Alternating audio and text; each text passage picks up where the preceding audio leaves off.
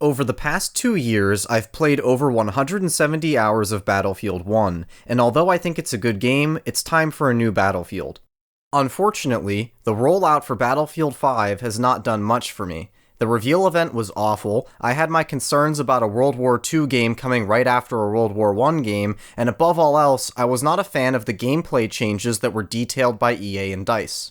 Of course, my qualms with the gameplay were all speculation since I hadn't played the game, but now that I've played this open beta for a few hours, I'm ready to give some first impressions. The most impactful change I observed was the new revive system. Upon death, you awkwardly wiggle around on the ground and either hold down left click to bleed out faster, or hold down right click to ask your teammates for a revive. Anyone in your squad, regardless of class, can revive you, but there's a lengthy animation that makes them an easy target. Medics outside of your squad can revive you as well, but they still have to go through an animation.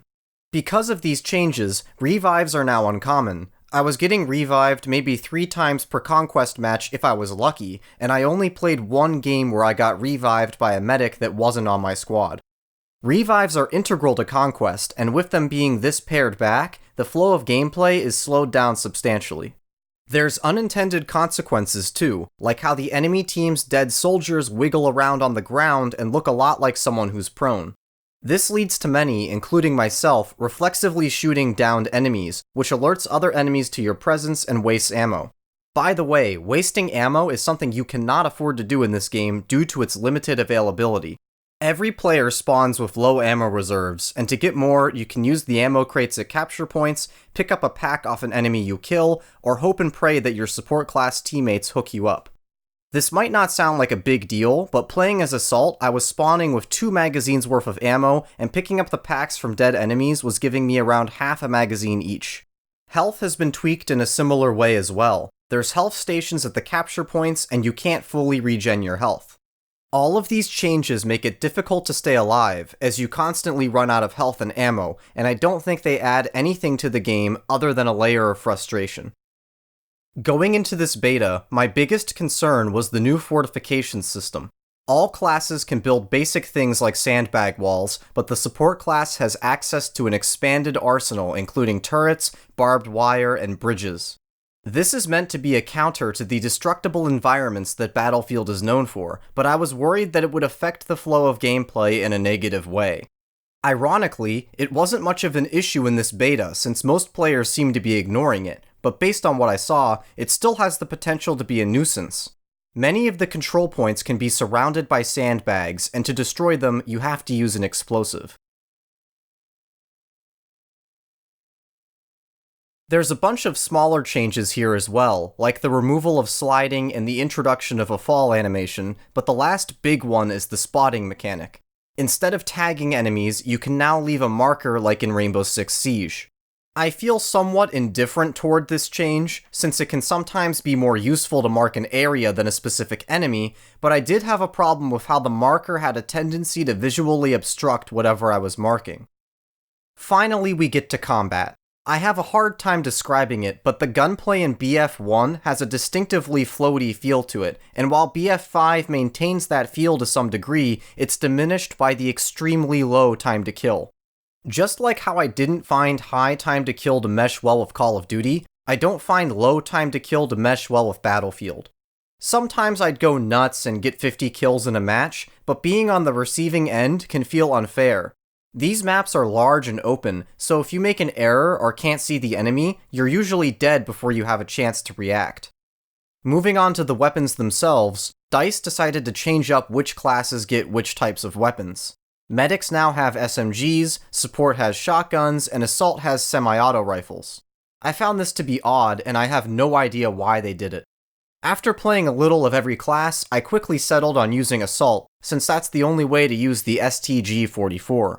The STG shreds people at close range with hipfire, it dominates at mid-range, and I found tap-firing it at a long range to be more effective than using the semi-autos. This gun is stupidly powerful, to the point where you'd be giving yourself a handicap by not using it. Okay.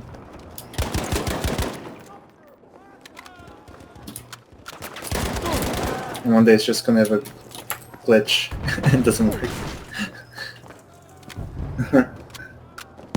It's like, oh, you want to go forward? Let's go backwards. Objective dog is now ours. Good work, we have taken objective Charlie. That's what I've been doing.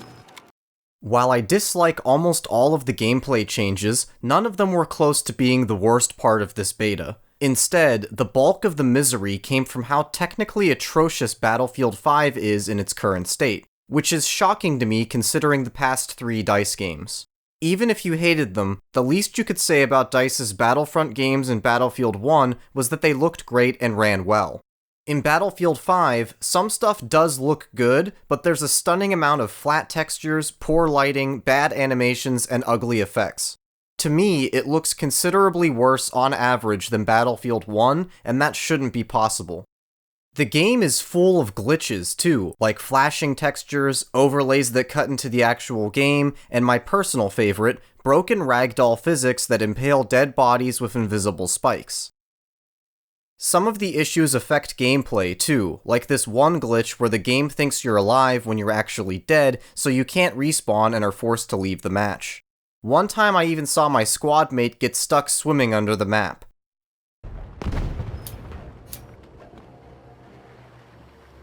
Oh. Yep.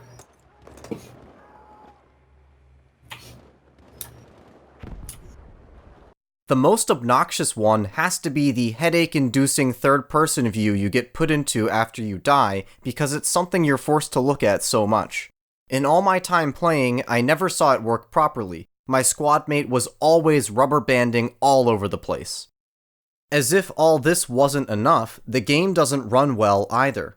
I play at 3440 by 1440 with a 1080 Ti and an 8700K, and the Ultra preset that the game defaulted me to resulted in poor frame rates. Turning everything down to high kept me closer to the 100Hz refresh rate of my monitor, but dips into the 80s and 70s were a frequent occurrence. For reference, I can run Battlefield 1 at Ultra across the board and stay locked at 100 FPS with power to spare. I'm not sure how it's possible for a game that is clearly using Battlefield 1 as a base to run significantly worse than it, but that's just how it is. This whole experience felt like a Steam Early Access game, not a beta for a mainline Battlefield made by DICE that launches in 2 months, and by now, I think most people are aware that when it comes to big AAA games, beta is just a fancy way of saying demo. That's certainly been the case with the past 3 DICE games. This beta does come right after the announcement of a 1-month delay, but as I'm sure you've already heard a million times, it was likely done for business reasons rather than developmental reasons. The original release date was October 19th, which put it a week after Black Ops 4 and a week before Red Dead Redemption 2. There's a lot of articles that came out talking about why that's a terrible date for the game, and judging by the timing of the announcement, it seems that EA agreed. Even if you give DICE the benefit of the doubt and assume that they'll use that time to address some of the technical issues that were present in this beta, there's no way that a month is enough time to fix everything that isn't working properly. And even if it was, the game still wouldn't be good because of the design choices they made. Running out of ammo in the middle of a fight isn't fun. Never being revived isn't fun. Doing barely any damage to a tank isn't fun. Best case scenario, after a few patches and gameplay tweaks, this game could end up being Battlefield 1 with World War II weapons, which is exactly what I feared it would be in the first place. I'm honestly having a hard time wrapping my head around how bad this beta was, so if you gave it a go, especially on PC, let me know what you thought. Until next time, thanks for watching.